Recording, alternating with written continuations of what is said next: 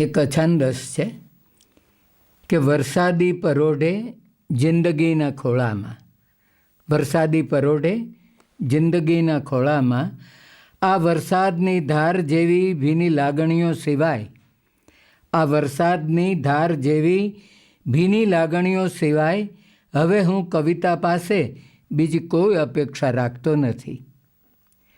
તું પણ મને પ્રેમપત્ર લખે, તું પણ મને પ્રેમપત્ર લખે તો પરબીડિયામાં કોરા કાગળ ઉપર થોડા વરસાદના ટીપા સિવાય હું કોઈ ઝંખના રાખતો નથી. થોડા વરસાદના ટીપા સિવાય હું કોઈ ઝંખના રાખતો નથી. અને પ્રેમ તો આપણને પોતાને જ વરસાદના બારણામાં ફરી ફરીને ભીના થઈને મળવા સિવાય બીજું કંઈ નથી.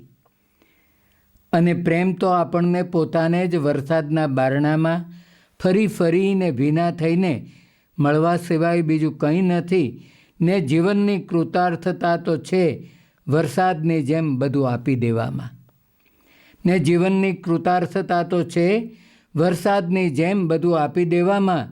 ભીના થવું, બીજાને ભીના કરવા, છતોને, છજાને, ઝરૂખાને, ટેકરીઓને, વૃક્ષોને, ફૂલોને, પર્ણોને, અરે પરિકથાના પાનાને ક્ષમાની જેમ ઢોળાવું હૃદયના વરસાદથી, ક્ષમાની જેમ ઢોળાવું હૃદયના વરસાદથી.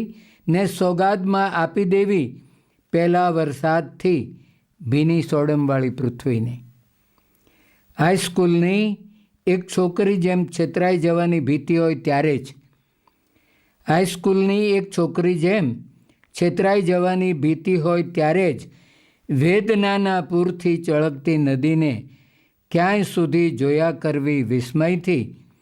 વરસાદી પરોઢના સ્વપ્નમાં નવી આશાથી ચાલી નીકળવું પડછાયા સાથે, વરસાદી પરોઢના સ્વપ્નમાં નવી આશાથી ચાલી નીકળવું પડછાયા સાથે.